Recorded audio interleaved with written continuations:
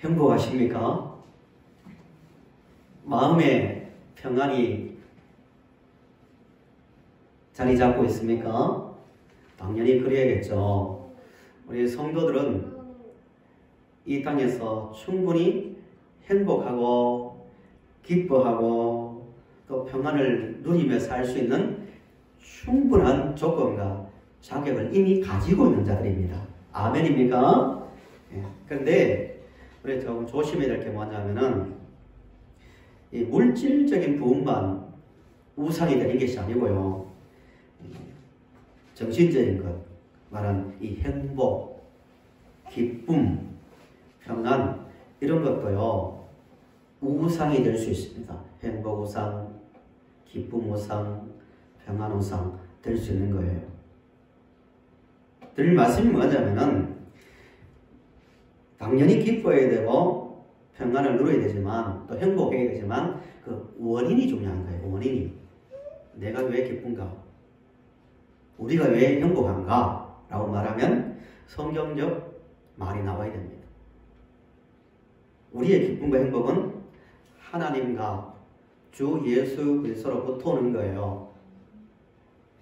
하나님과 우리 사이가 바른 관계가 될 때 열려있는 상태에서 오는 그 결과로서 기쁨이고 행복이 되어야 된다는 거예요. 바울 사도가 성도들에게 인사할 때마다 늘 이런 인사를 많이 했습니다.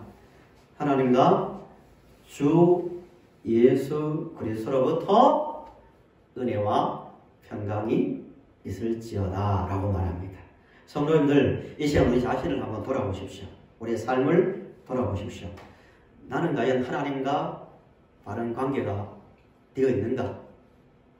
영적으로 주님과 관계가 활짝 열려 있는가? 점검을 하게 됩니다. 이게 아닌 상태에서 나는 마음이 평안하다고, 요즘 난 별로 걱정 없고 행복하다고 하는 사람은 은혜가 아니고 영적 무감각입니다. 영적 무감각.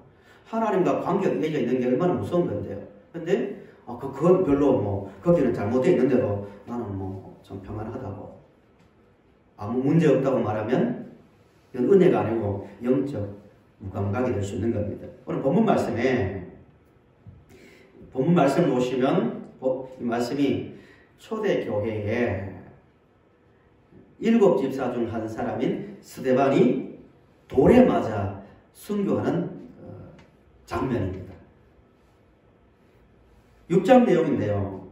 스데반이 돌에 맞아 죽기 전에 유대인의 공회에 잡혀옵니다. 공회가 뭐냐면 그리스로 사내들인 당시에 로마가 유대를 지배하고 있었는데 유대 지역은 이 종교적 문제는 굉장히 자치를 인정해 주었습니다. 유대인들끼리 알아서 처리하고 마무리할 수 있도록. 그래서 스데반이 유대인의 공회에 잡혀갔는데 벌써 사람들을 매수하고 사람들을 돈으로 매수하고 또 거짓 증인들을 세워서 공회 앞에 잡아옵니다.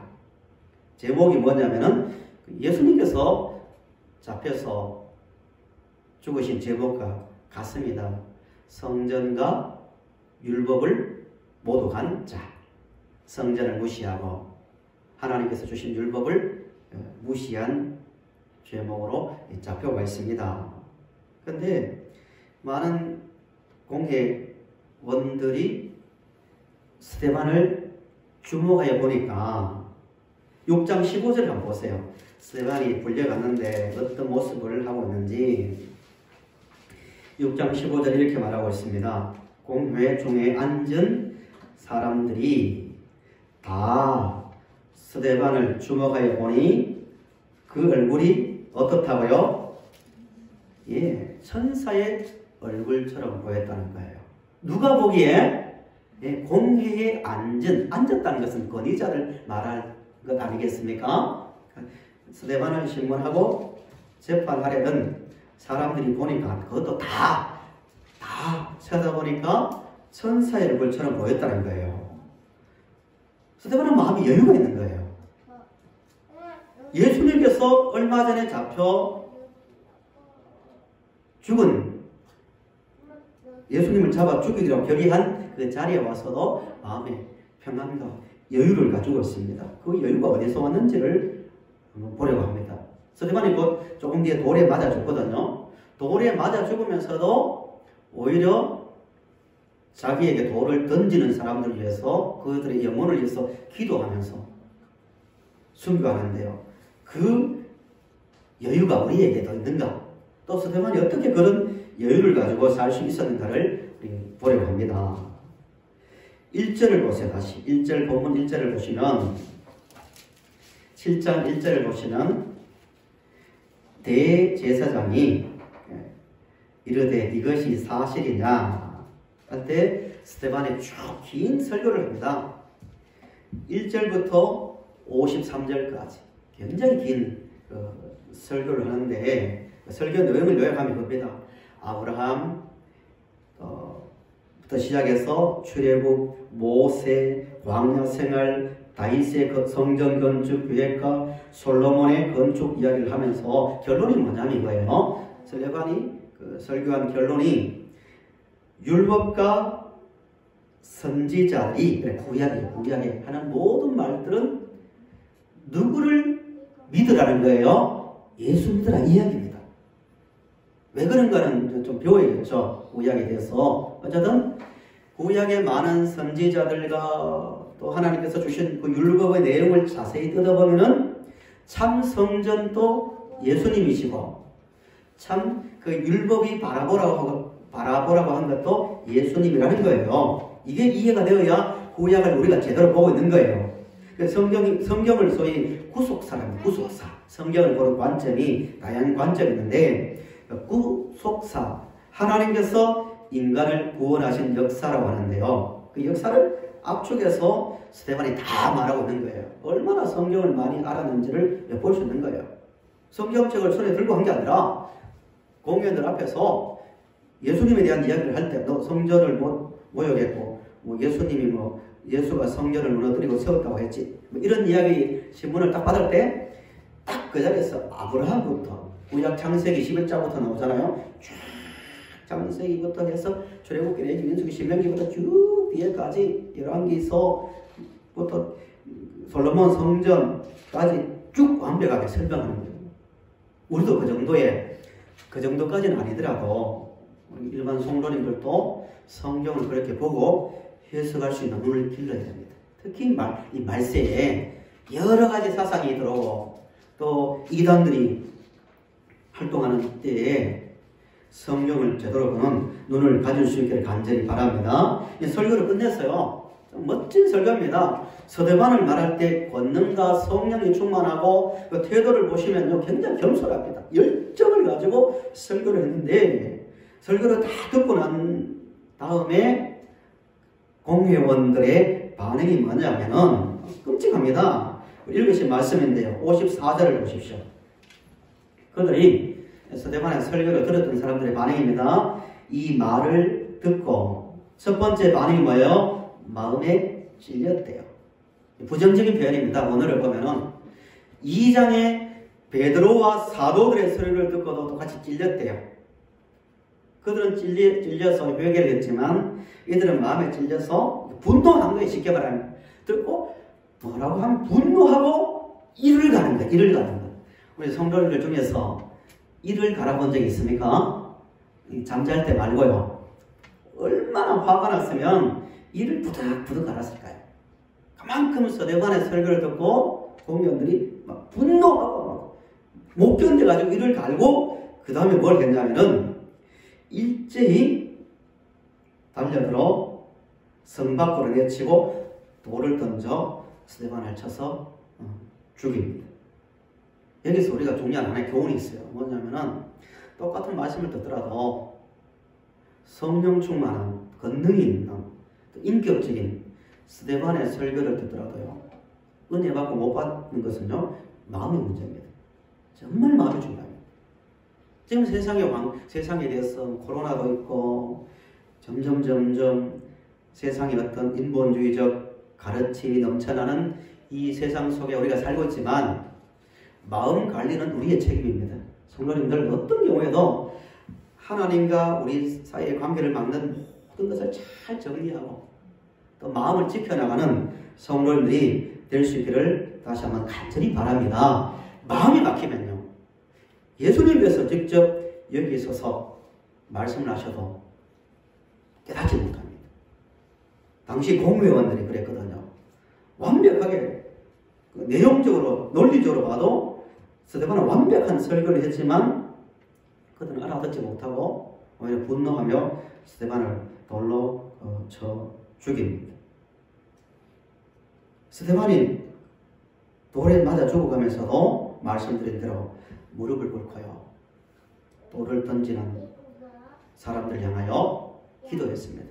무릎을 꿇었다는 것은 간절하게 그 영혼이 불쌍해서 간절한 마음으로 기도했다는 거예요.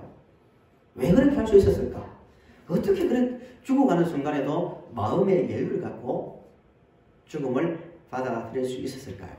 말씀드린 대로 하나님과 또 주 예수 그리스도와 그 관계가 열려 있었기 때문입니다. 당시에요, 돌에 맞아 죽어가는 돌에 죄인들을 불러서 돌로 쳐서 죽이는데 일정한 규칙이 있습니다. 구약 전통을 따라서, 물론 성경을 잘못 해석해서 쉽게 죽인 것이 잘못되었지만, 첫 번째 증인이 스데반 저 사람은 성전을 못 오겠다, 하나님을 못 오겠다, 죽여야 된다, 증거를 이제 사람들 앞에서 말하면 첫 번째 증인이 뒷머리를 잡습니다. 뒷머리를 잡고 돌로 머리를 내리찍습니다. 그러면 어떻게 되겠어요? 넘어지겠죠? 좀 실을 잃고. 두 번째 증인이 돌을 들고 이 가슴에 돌을 내리찍으면요, 거의 뭐 죽음 직전까지 가겠죠. 그 다음 마지막 세 번째 사람들이 집단으로 달려들어가지고 돌을 던져 어떤 경우에는 돌무더기가 되어 그냥 죽는 거예요. 그렇게 끝나는 거예요. 스데반이 아마 그런 죽음을 당하지 않았을까 추측합니다. 근데 그런 고통 속에서도 영적 또 마음의 여유를 가지고 하나님, 내가 아픕니다, 이게 아니라 던지는 저들이 불쌍하니까 하나님, 저들을 용서해달라고, 예수님 저들이 몰라서 그렇습니다, 이런 기도 아니겠습니까? 저는 구원받지만 저들은 몰라서 그러니까 저들의 죄를 저들에게 돌리지 말아주십시오 라고 기도하고 죽습니다. 어떻게 해서 그런 여유를 갖고 있었을까? 우리는 가령 이 세상을 살면서 사람들로부터 많은 말의 도를 받잖아요. 살다 보면은 말로 우리를 무시하고 또 그 가운데서 상처를 받고 때로는 막 심한 말도 듣고 아니면 여러 가지 물질적인 어려움에 돌도 맞을 수 있는 거예요. 다양한 어려움 가운데서도 세상 사람들이 알지 못하는 공회원들이 스데반을 볼 때 여유를 가진 천사의 얼굴을 할 수 있었던 것처럼 우리도 세상의 어떤 환경에 돌에 흔들리지 않고 마음의 여유를 갖고 영적 평안을 갖고 살아가려면 어떻게 해야 되는가? 스데반이 그렇게 할 수 있었는가? 두 가지 이유가 있습니다. 그 힘, 그렇게 할 수 있던 힘의 원인. 먼저 55절을 보십시오. 55절, 56절을 성령님께서 한 목소리를 읽어보겠습니다. 시작. 스데반이 성령 충만하여 하늘을 우러러 주목하여 하나님의 영광과 예수께서 하나님 우편에 서신 것을 보고 말하되 보라, 하늘이 열리고 인자가 하나님 우편에 서신 것을 보노라 하는데. 아멘. 이를 갈며 자기를 죽이려 하는 사람들 앞에서 흔들리지 않고 스데반이 첫 번째로 어떻게 했다고요? 하늘을 우러러 주목했대요. 당연히 우리가 보이는 하늘이 아니겠죠. 하나님과 예수 그리스도를 바라보았다는 거예요. 이 첫 번째 의미입니다. 성도 여러분, 세상의 삶이 참 복잡하고 갈수록 치밀한 이 구조화된 세상 속에서 살고 있잖아요. 바쁘게 살지만 정말 우리가 놓치지 말아야 될 게 뭐냐면은 항상 하나님과 예수 그리스도를 바라보는 그 눈은, 그 시간은 절대로 잃어버리면 안 된다는 거예요. 스데반 눈앞에 분명히 돌이 날아왔어. 물론 이 순간에 날아오지 않았지만 곧 날아올 것이고 죽을 것을 자기도 알았을 거예요. 그런데도 돌을 보고 벌벌 떠는 게 아니라 이를 가는 사람들 앞에서 두려워하는 것이 아니라 그 위에 계시는 하나님과 주 예수 그리스도를 발부하다는 겁니다. 보니까 거기에 누가 있었습니까? 하나님의 영광과 우편에 서신 예수님이 계셨다는 겁니다. 따라하실까요? 하나님의 영광, 우편에 서신 예수님, 이걸 보았다예요. 하나님의 영광이 뭐예요? 하나님의 영광. 하나님의 영광은 눈으로 사실 보이지는 않겠죠. 인간의 언어로 설명하기 좀 잘못하면 추상적인 어떤 단어가 될 수 있는데, 쉽게 말씀드리면 하늘을 우러러 보니까 위에 통치자 하나님, 세상을 주관하시는 주권자 하나님을 보았다는 거예요. 아, 그렇구나. 지금 땅에서 돌이 왔다 갔다 하고 그리스도인들은 유대인들로부터 핍박을 당하고 자기는 죽을 것이지만, 그렇구나. 변함없는 사실 한 가지, 이 세상 모든 만물을 누가 지금 이 순간에도 다스리고 계시는 것을 보고 있습니까? 하나님께서 다스리시는 것을 스데반이 보고 있는 겁니다. 그렇구나.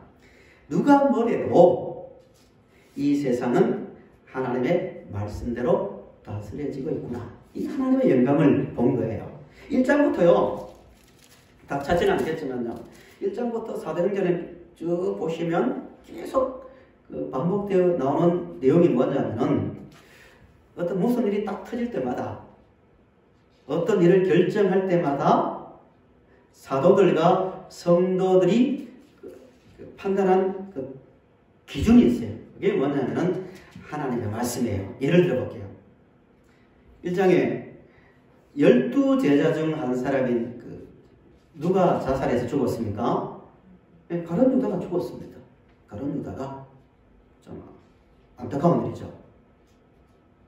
이따가 제자들이 성령을 받은 다음에 이런 말을 합니다. 갑자기 우리 중에 한 사람이 12명 중에 한 사람이 빠졌다. 한 사람을 세워야 된다 하면서 마띠아라는 한 사람을 가룟 유다 대신해서 예수님의 그 제자를 다시 채우거든요. 12사도에 넣거든요. 왜 그랬을까요? 이 1장에 나옵니다. 이게 중요한 거예요.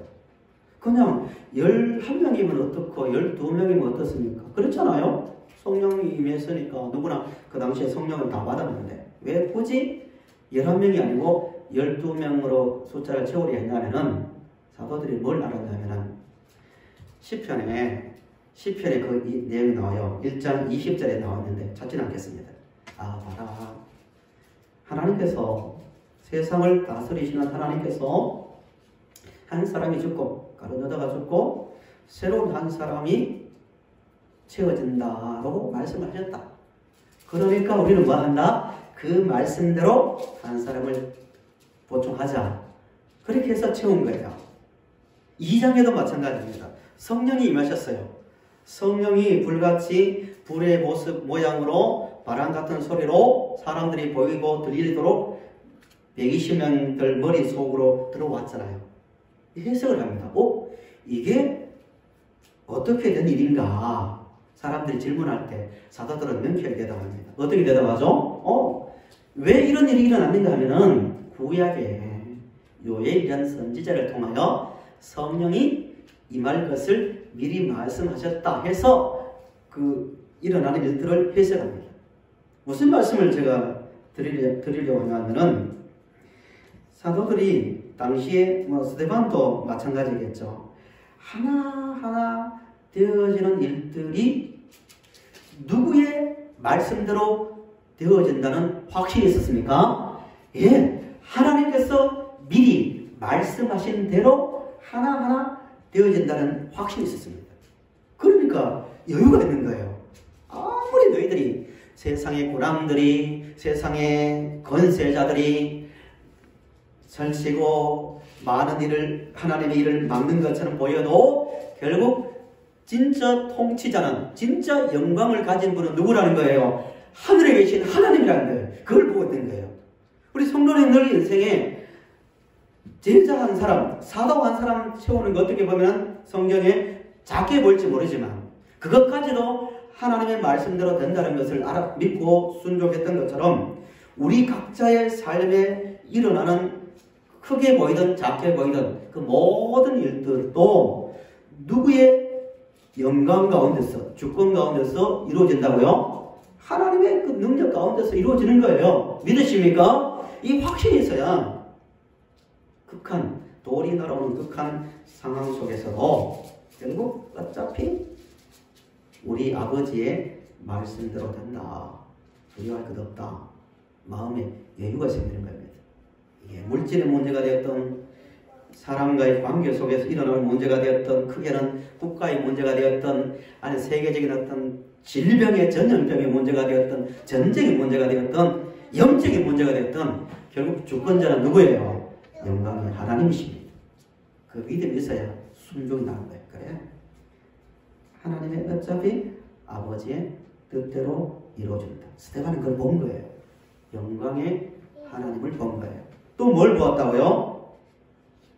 하나님 우편에 계신 누구를 보았다고요? 예수님을 보았다고요. 본문을 다시 한번 주목해 보십시오. 55절에 스데반이 성령 충만하여 하늘을 우러러 주목하여 하나님의 영광과 및 예수께서 어디에 계신 것? 하나님 우편에 서신 것을 보고 다시 잘 주목하십시오. 사도신경 할 때마다 나오죠. 하나님, 예수님이 하나님 우편에 서셨다는 말씀은 예수님께서 우리를 구원하러 오실 때 하나님 우편에서 하나님의 그 동등된 자리를 버리고 이 땅에 오시고 인간의 몸으로 오시고 고난받아서 십자가를 지시고 3일 그 십자가에 달려 죽으시고 말씀대로 부활하시고 또 40일 동안 부활을 알리고 가르치시고 보는 데서 성천하시고 마지막으로 올라가신 곳이 하나님 우편. 이 말씀은 우리를 구원하신 예수님 이 뜻입니다.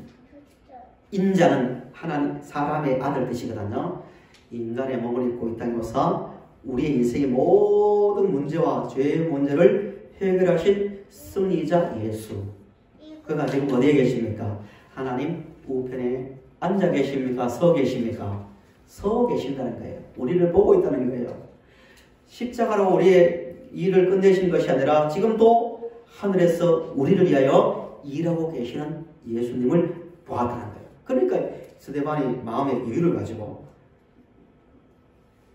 자기에게 돌을 던진 자들에게 분노하는 것이 아니라 기도하는 것을 우리가 볼 수가 있습니다. 성도 여러분, 우리 예수님은 우리의 영혼의 문제뿐만 아니라 이 땅에 살아가는 모든 문제를 다 십자가에 짊어지고 돌아가시고 해결하시고 부활하셨다는 것을 믿으시기 바랍니다. 이게 하나님 우편에서 계신 예수님입니다. 그 확신이 인생의 여유와 평안을 주는 겁니다. 두 번째로요, 스데반이 이렇게 날아오는 돌을 맞으면서 순교하는 순간에도 마음의 여유를 가지고 던지는 그들을 위해서 기도해 줄 수 있었던 것은 59절, 60절 보십시오.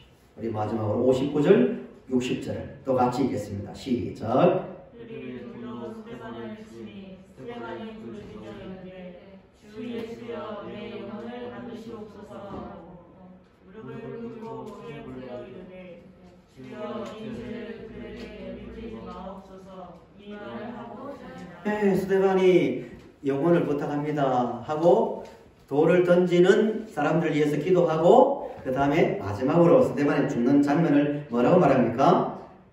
이 말을 하고 죽으니랍니까? 잔이랍니까? 따라합시다. 잔이라. 힘차게 잔이라. 예, 성경은 죽음을 잠잔다고 표현합니다. 데살로니가서나 나사로가 죽었을 때 예수님께서 나사로가 죽었을 때 가면서 뭐라고 말하죠? 나사로가 잔다. 깨우러 가겠다고 말합니다. 성도의 죽음은 멸절이나 그냥 사라지는 것이나 그것으로 끝나는 것이 아니라 잠시 잠들었다가 일어나는 것에 불과합니다. 왜? 예수님께서 십자가로 죽음의 권세를 이기셨기 때문입니다. 이 확신이 있어야 됩니다. 죽음은 더 이상 성도들에게 폭군이 될 수 없는 거예요. 죽음의 권세보다 강한 권세를 우리가 가지고 있기 때문입니다. 죽음을 두려워하지 마시기 바랍니다. 이 확신이 있으니까 죽음을 기쁨으로 좀 표현이 그렇지만 당연히 그냥 받아들이는 겁니다. 이게 스데반의 여유입니다. 말씀이 결론입니다. 성도 여러분, 다시 한번 자신을 점검해 보세요. 정말 우리 자신이 하나님의 영광을 보고 있는가? 죽음의 권세를 이긴 그 기쁨을 가지고 살고 있는가입니다. 이게 있어야 일상의 삶 가운데서 스데반이 가졌던 모습을 가지고 살 수 있는 겁니다. 실제로 이런 모습이 스데반이 가진 여유가 이 땅의 삶에서 나타나야 되는데요. 인간관계 속에서 나타나야 됩니다. 이 당시에 스데반의 순교를 계기로 많은 성도들이 지중해 연안으로 서아시아와 또 터키 지역으로 막 흩어졌거든요. 고통이죠. 8장 1절에 있는 말씀대로 너무 고통스러우니까 막 여러 지역으로 흩어집니다. 그런데 교회사를 보면은 흩어진 성도의 삶은 너무나 고통스러웠죠. 먹고 사는 문제, 계속되는 유대인들의 핍박, 로마라는 사회 속에서 살아가기 어려웠지만 그리스도인의 삶이 어땠냐면 초기에 성도들의 삶이 그 당시 로마가 세상을 거의 지배하고 있었잖아요. 세상의 모든 좋은 것은 로마로 다 물려왔습니다. 로마의 귀족이나 로마의 권세자들의 그 일상의 삶은 패턴이 이랬습니다. 늘 세상에서 가장 앞서가는 문화를 가지고 모이면 그리스의 철학을 토론하고 문학을 논하고 원형 경기장, 그 당시에도 원형 경기장이 있었습니다. 공중 목욕탕이 있었거든요. 그 문화생활을 원형 경기장에 가서 스포츠를 즐기고 여러 가지 안정된 삶을 살았지만 그리스도인들은 그들과 비교 안 되겠죠. 늘 노동에 시달리고 내일을 알 수 없는 그런 삶을 살았지만 당시 그리스도인들의 삶은 어땠냐면 늘 그 로마의 귀족들과 세상의 것을 마음껏 즐기는 그들을 위해서 기도했습니다. 하나님, 불쌍한 우리의 주인 또 귀족들 그 영혼을 구원해달라고 오히려 그들을 향하여 기도했습니다. 아, 내 인생이 이렇게 비참한가? 똑같이 세상에 태어나서 누구는 로마인으로 태어나서 뭐 노력도 안 해도 태어난 순간부터 저렇게 잘 살고 잘 먹고 살고 찬란한 그 세상의 문화와 또 안정된 그 경제적 삶을 사는데 우리는 뭔가 죽으라 해도 내일을 보장할 수 없는 이런 삶을 살아야 되는가? 억울하다. 이렇게 하지 않았다는 거예요. 그래, 이 세상에서는 비록 이렇게 살지만 죽으면 천국 가니까 여기서 견디자. 뭐 몇 년 견디면 영원한 천국 가니까 이렇게도 하지 않았다는 거예요. 현실 도피적인 그런 종교적 삶에서 그들을 불쌍히 해주세요. 로마의 그 예수 믿지 않는 가족들과 이웃들을 불쌍히 여겨달라고 한 게 아니라 이 땅의 삶 가운데서 하늘에 하나님과 관계가 열려있으니까 예수 그리스도와 관계가 열려있으니까 받은 구원이 너무 크니까요. 내가 받은 구원이 세상에서 마음껏 누리고 즐기는 로마인들보다도 훨씬 비교가 안 되니까 그들을 불쌍히 해달라고 기도는 여유가 나왔다는 겁니다. 성도님들 정말 우리의 모습이 그런가 점검해 보세요. 지난 일주 동안 살면서 하나님, 나는 세상 사람들에 비해서 이렇게 많은 복을 받았는데 내가 예수 믿어서 구원을 받았는데 우리 이웃들, 우리 가족들은 아직도 예수를 믿지 못하고 영혼 구원에 대해서 알지 못하는데 불쌍히 여겨달라고 기도하는 그런 삶을 살아왔습니까? 스데반과 이 당시의 성도들의 삶은 그렇게 했습니다. 이 시대 우리의 모습이 되어야 되지 않을까요? 정말 우리가 받은 은혜를 생각하며 우리 가족과 이웃의 구원을 위해서 인간적 기준을 가지고 볼 때는 정말 비교 안 되게 잘 사나 많은 것을 누리는 사람들이 부러운 것이 아니라 참 그들도 구원받게 해달라고 기도할 수 있는 그 눈을 가지고 살아가는 성도들이 되시기를 다시 한번 간절히 바랍니다. 물질의 문제에 있어서요, 우리 자신에 대해서 물질 문제 얼마나 중요합니까? 물질 중요하죠? 정말 필요합니다. 그런데도요, 영적으로 열려있는 성도들은, 하나님과 관계가 바르게 되어 있는 성도들은요, 그 문제도 초월합니다. 빌립보서 4장 11절 12절을 좀 읽어드릴게요. 바울의 고백입니다. 감옥 속에서 고백한 바울의 고백입니다. 내가 궁핍함으로 말하는 것이 아니니라. 어떠한 형편에서든지 나는 자족하기를 배웠노니 나는 비천에 처할 줄도 알고 풍부에 처할 줄도 알아. 모든 일 곧 배부름과 배고픔과 풍부와 궁핍에도 일체의 비결을 배우노라 라고 말합니다. 바울의 고백, 감옥 속에서. 나는 해석하면 이런 겁니다. 내가 예수 안에서 받은 은혜를 생각해 보면서 말한다. 나는 비천에 처할 줄도 안다. 가난한 거죠. 물질이 없어서 고통당하는 환경입니다. 그것도 만족할 줄 알고, 또 반대로 내가 풍부에 처할 줄도 안다는 거예요. 성도들 정말 그렇습니까? 물질이 좋을 때는 감사한데 물질이 어려우면 절망하는 모습이 없습니까? 한편으로 누구나 당하는 어떤 시험이겠죠. 그런데 중요한 것은 바울이 나는 가난할 때만 만족하는 것이 아니라 언제도 그 살아가는 법을 안다고요. 풍부할 때도. 어쩌면 이게 더 어려울지 몰라요. 가난할 때는 주님밖에 없습니다.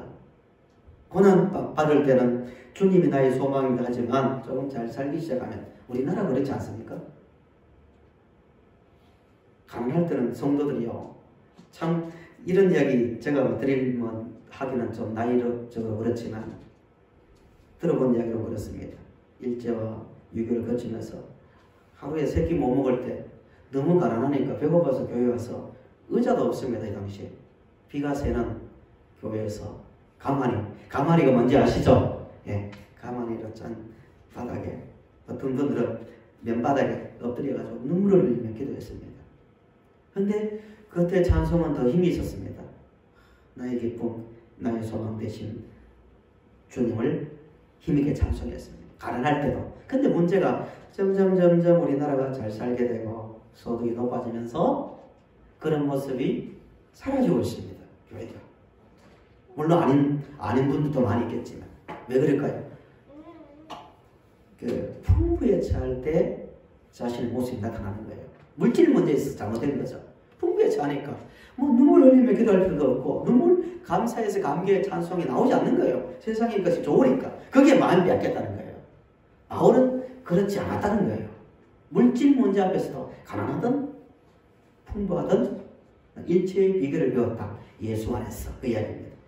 예수 안에서 받은 은혜를 생각해 보니까 그 문제를 다는 능히 넘어선다는 거예요. 우리 성도님들도 이 시대 모든 교회들도 마찬가지입니다. 풍부한 삶 가운데서도 비교되지 않는 예수 그리스도의 은혜를 생각하며 자신을 지켜나가는 우리 성도님들이 되시길 간절히 바랍니다. 죽음 앞에서도 마찬가지입니다. 은혜 받으면요, 수용성이 있습니다. 수용성. 심리학적 용어가 될 수 있는데요. 점점 나이를 먹고 늙어가면서 일반적인 사람은 어때요? 아이고, 얼굴이 막 이게 뭐죠? 검게 피는 걸 가지고 말하죠? 예, 검버섯. 저는 아직 없는 것 같아요. 검버섯을 피면 일반적인 사람들은 어떻습니까? 아이고, 인생 별 것 없다. 다 늙으면 뭐 예쁘나 못생기나 뭐 결국 쭈글쭈글해지면 끝나는 거야. 허무한 거야. 거울을 보고 일반적인 사람들은 그런 마음 갖지 않을까요? 그런데 그런 것도 수용합니다. 인생이 우울한 것이 아니라 비록 그 사람은 후패하지만 점점 약해지는 것은 당연하지만 예수 안에서 우리 자신을 보면 얼마나 가치가 있나. 그 사람 후패하지만 곧 장막이, 육신의 장막이, 천막이 무너지는 것처럼 무너진 다음에 영광의 나라에 아름다운 모습으로 들어간다. 이 믿음이 여유가 하는 겁니다. 육신의 문제가 됐든 육신이 약하든 강하든 늙든 젊든 관계없이 하늘의 그 소망, 스테반이 봤던 그 소망 가운데서 인생의 모든 것을 수용할 수 있는 수용력이 커져가는 우리가 되어야 됩니다. 말씀이 결론입니다. 두 가지. 복잡한 세상 속에서 우리는 확신, 하나님의 영광을 봐야 돼요. 열려있는 하늘을 바라보며 하나님의 통치를 바라보고 인자로 오셨다가 우리를 구원하신 하나님 우편에 서신 예수를 바라보므로 이 땅에서는 모든 문제를 능히 뛰어넘는 마음의 여유를 갖고 살아가는 우리가 될 수 있기를